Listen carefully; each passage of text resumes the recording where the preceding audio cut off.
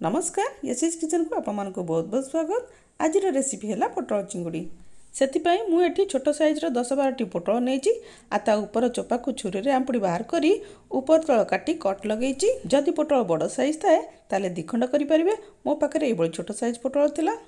तापर 3टा बड़ साइज आलूर चोपा को छड़ी ताकू 4 खंड लेखा करी गोटाए साइज रे सब काटी नहीं। आठ किलो चिंगुड़ी को चोपा छड़ी ताकू भल धोई दे सफा कर नहीं। एबे से हलदी लुण गोली ताकू किछि समय गोटे साइड रे रखिदबा। तापर गैस रे कड़ाई बसी से सोरिष तेल देदेबा। आ तेल गरम हो गले से पोटल सबको पकई से अल्प लुण हल्दी पकई ताकू मीडियम फ्लेम रे भल पोटल को फ्राए करनबा। जेमती पोटल कलर चेंज हो प्लेट को बाहर करदबा। आउ से तेल रे आलू को फ्राए करनबा। जमर भी बेसी हाई फ्लेम रे रखिबेनी, मीडियम फ्लेम रे फ्राए करले कलर भी भल आसीबो आ भितरटा भी भल सिझी जिवो। एबे याकू बाहर करी से तेल रे चिंगुड़ी माछ को पकई भाजी नबा। चिंगुड़ी भाजी ही देखंतु ता कलर भी केते पूरा नाल नाल देखालानी। एबे याकू भी प्लेट को बाहर करदबा। तापर से कड़े अल्प टे सोरिष तेल पकई किछि खंड मसला को पकईदबा। जीरा 2 खंड डालचीनी, गोटे गुजराती, 3 ରୁ 4 खंड लवंग, 10 ରୁ 12टी गोलमरिच आ गोटे तेजपत्र पकई एबे सेतिरे गोटे बड़ साइज कटा पियाज को पकई लाइट ब्राउन हवा पर्यंत भाजी नबा। आ पियाज जेमती भाजी हो जिवो तापर सेतिरे 2 चमच अदा रसुण पेस्ट को दे लो टू मीडियम फ्लेम रे भल कि ताकू कषि नबा। जेमती 2-3 मिनट भल कषि हो जिवो एबे सेतिरे सब गुंड मसला को पकई दबा।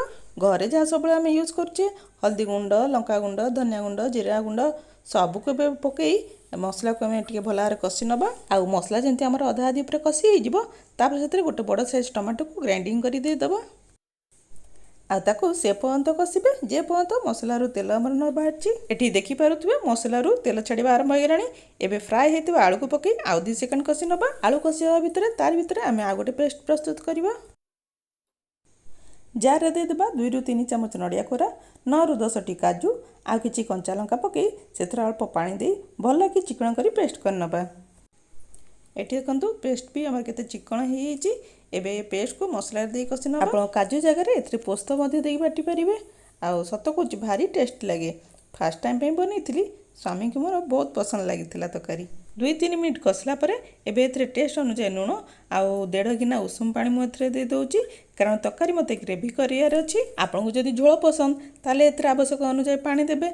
आउ जेमती तकारी फुटिबा आरंभ हबो तापर सेथरे फ्राई हेतिबा पोटल आउ चिंगुड़ी की पकई मीडियम फ्लेम रे आउ 2-3 मिनट फुटिया छाड़ दबा।